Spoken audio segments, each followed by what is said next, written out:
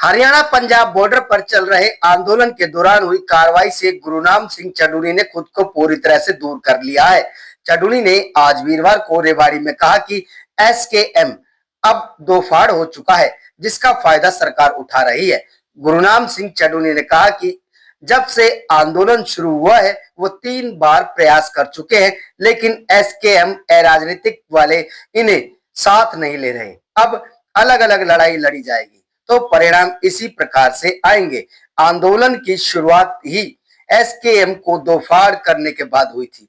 वे तो चाहते हैं कि सभी किसान एक जगह लड़ाई लड़े और वे उन एसकेएम वाले भाइयों से भी कहना चाहते हैं कि एक बार फिर से सोचे और साझा लड़ाई की तैयारी करें।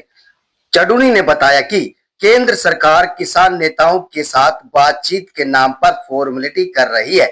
एक महीने में किसान नेताओं के साथ बैठक हो रही है। सरकार कुछ करना ही नहीं चाहती थी। आंदोलन चलाने वाले नेता ही अब इसके परिणाम के बारे में बता पाएंगे। चडूनी ने कहा कि गन्ना वाले किसान सरसों वाले की मदद नहीं कर रहे और सरसों वाले किसान गन्ने वाले किसानों की। बस किसानों की इसी फूट का फायदा सरकार को मिलता है। देखिए, आज हम रेवाड़ी के अंदर हैं और ये हमारे जो है वो प्रधान हैं समय सिंह जी। तो हर जिले में हम एक मीटिंग कर रहे हैं और संगठन विस्तार मुख्य मुद्दा है कि हमारा जो संगठन है उसकी जड़ें नीचे तक, ब्लॉक तक, गांव तक, बल्कि यहाँ तक के जो ब्लॉक में पंचायत मेंबर होते हैं वहाँ तक हमारे संगठन की जड़ें जो है जानी चाहिए। उसके लिए हम जो है हर जिले के अंदर एक मीटिंग कर रहे हैं और वहाँ पे जो हमारे कार्यकर्ता, जो हमारे पदाधिकारी हैं, उनकी ड्यूटियाँ लगा रहे हैं। और दूसरा, जो भी उस इलाके की समस्या होती है, उस इलाके के समस्या को जिला प्रशासन तक और कहीं कोई सरकार तक पहुंचाने की बात होती है तो उसको भी हम वहां से साथ के साथ पहुंचाते हैं।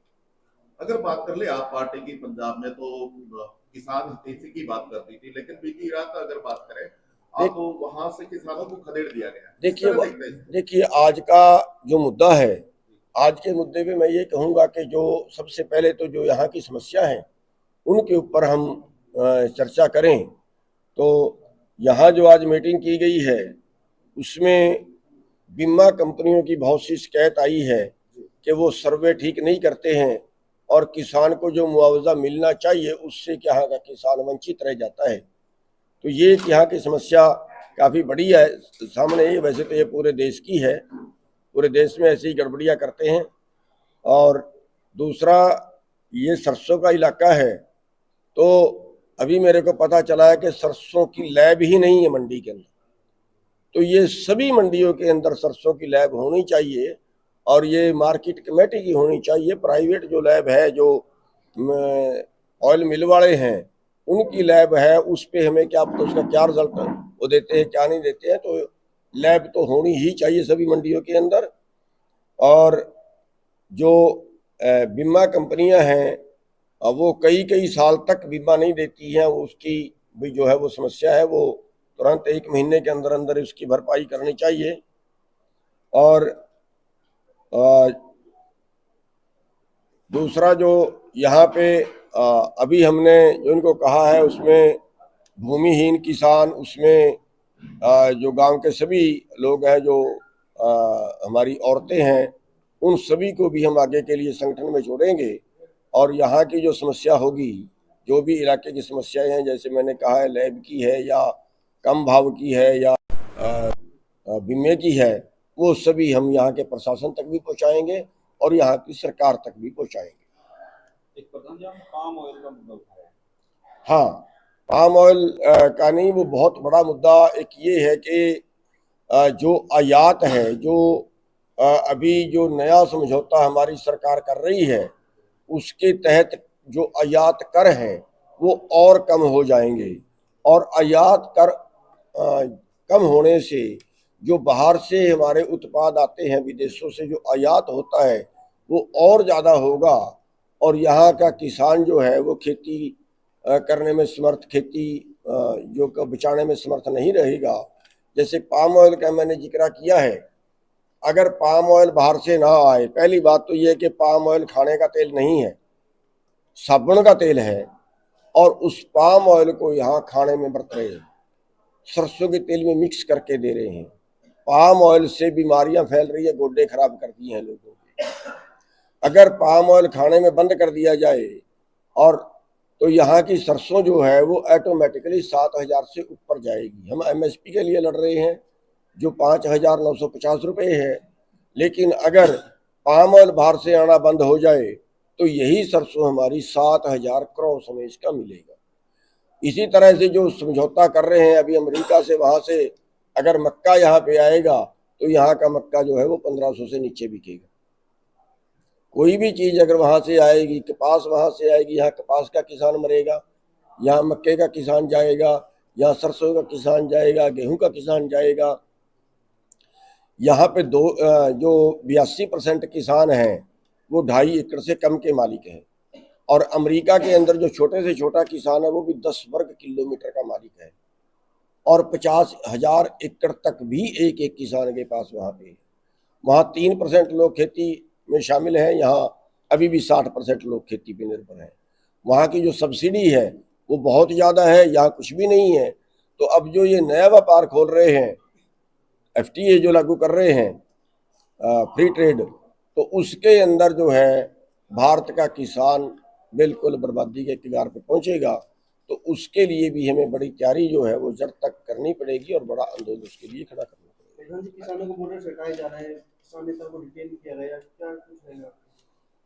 देखिए, उसके बारे मैं कुछ ज़्यादा इसलिए नहीं बोलना चाहूँगा क्योंकि जो लोग वहाँ पे बैठे हैं, जो लोग उस आंदोलन को कर रहे हैं, उनको उसके बारे ज़्यादा ज्ञान है, वही उस पर बोले तो अच्छा है।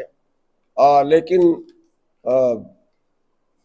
जो आंदोलन करने का अधिकार है वो तो सभी को है, और क्योंकि अपने अधिकार के लिए तो जो है अगर हम ना लड़ेंगे तो फिर तो यहाँ पे सरकार पे तो कोई भरोसे है नहीं। आप भी यूनियन के अध्यक्ष हैं, कितना उचित मानते हैं इस वाकया को जो रात को हुआ, जिससे हटाए गए तंबू, उसके बाद धन्यवाद साहब ले जाकर किया गया, अलग से रखा गया, कितना उचित मानते हैं सब चीजें? देखिए, मैं बता रहा हूँ कि मेरे को उस आंदोलन में शामिल नहीं किया गया है, मैं 3 बार ट्राई मार चुका हूँ, इसलिए उस पर मेरा कुछ भी बोलना फिर वो आपत्तिजनक हो जाता है।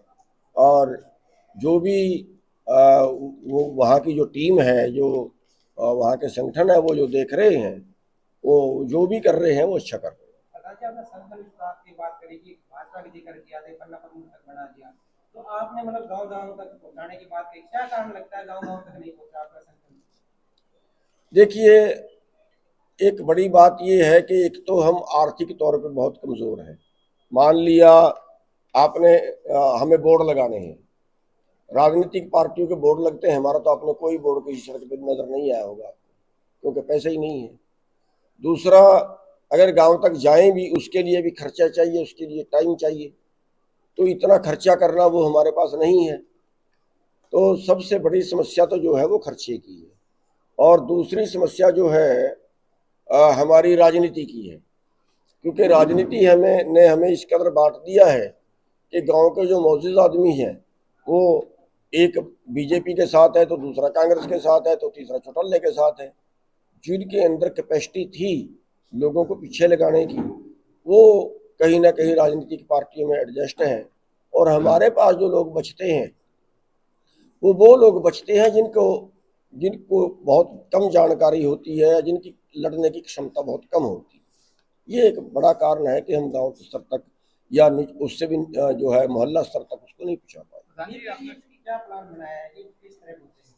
देखिए, वही प्लान बनाया है कि भाई जैसे तैसे भी जाया जाए, लेकिन हर गांव में पंचायत करके, हर गांव में मीटिंग करके हमें मोहल्ला स्तर तक जो है अपने संगठन को ले जाना। किसान नेता मतलब अलग अलग ग्रुप में बटे हुए हैं, कोई के क्यों नहीं है एकजुट होकर सारे किसान लड़ाई लड़े सके, अलग अलग ग्रुप? देखिए, हमारी बदकिस्मती है कि हम अलग अलग हैं, और दोनों तरफ है कि ना तो हम राजनीति में जाते हैं, कहते हैं राजनीतिक रहेंगे, और ना ही हम आर पार की लड़ते।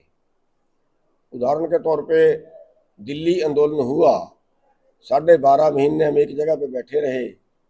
अगर 12.5 महीने एक जगह पे ना बैठ के हम 15 दिन बाद 10 दिन बाद संसद पे कूच करते, सरकार या तो हमें मार देती है, हमारी बात मानती। करो या मरो, इस आंदोलन की जरूरत पड़ेगी, कभी कर ले। या तो आंदोलन करना पड़ेगा तो ऐसा करना पड़ेगा, और वरना तो फिर जो है वो बर्बादी हमारे सामने। प्रधान जी, आपने 2 मुद्दे रखे, एक तो रखा भूमिहीन किसानों का, एक मजदूरों का संगठन से जोड़ने का, दूसरा युवाओं की बेरोजगारी का। दोनों जगह पंजाब और हरियाणा में दोनों जगह बेरोजगारी है, जो मुख्य रूप से युवा जा रहे हैं।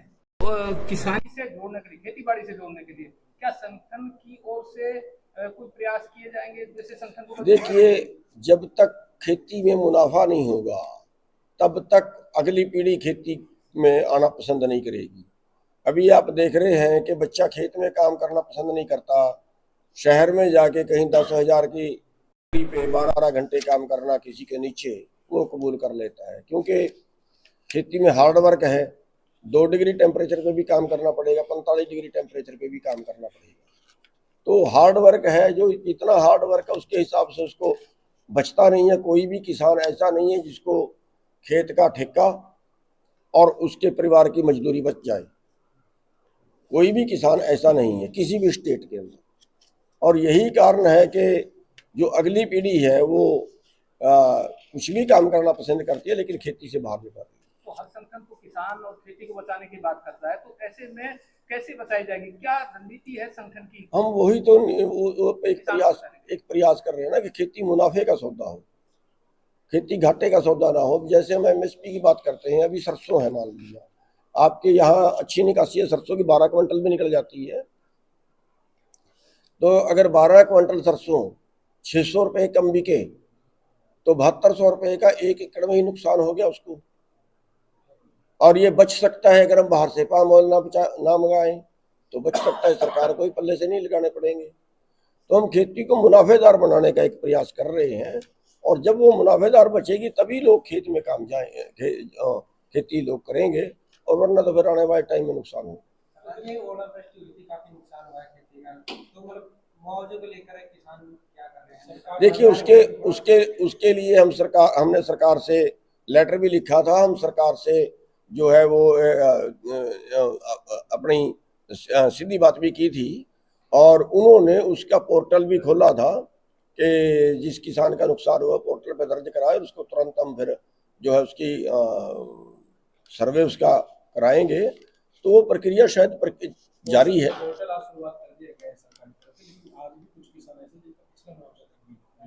हाँ, लंबे टाइम का 2-2 साल 3-3 साल तक नहीं देते हैं। हम कंपनी हर जगह लड़ते हैं। अभी ये सत्यमान जी बैठे थे, कितने दिन का गोहाना में धरना चला, लड़ते हैं, लेकिन सरकार की और कंपनियों की मिली भगत है। इसमें होना तो ये चाहिए कि हम कंपनियों के पास हमें क्यों बेच दिया गया। सरकार अपनी कंपनी भी तो बना सकती है।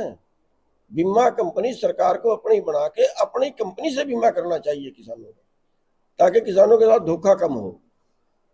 तो ये उसका इलाज है।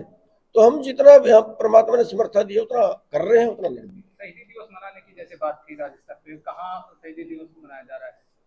देखिए, शहीदी दिवस तो जगह जगह पे, अलग अलग जगह पे बहुत से मना रहे हैं। और यहाँ पे मेरा प्रोग्राम तो बुलंदशहर का है, उत्तर प्रदेश के अंदर, वहाँ बहुत अच्छा बड़ा प्रोग्राम कर रहे हैं। और यहाँ पे जो है संभाल का मंडी है, उसमें जो जनता सरकार मोर्चा है वो, और हमारा बेटा भी वहाँ पे जाएगा। तो कई जगह पे मना रहे हैं। यूनियन की ओर से कोई राज्य स्तरीय प्रोग्राम भी कोई ऑर्गेनाइज किया जा रहा है? देखिए, अभी तो जो अभियान हमारा चल रहा है, अभी तो संगठन विस्तार का चल रहा है, उसके बाद अगला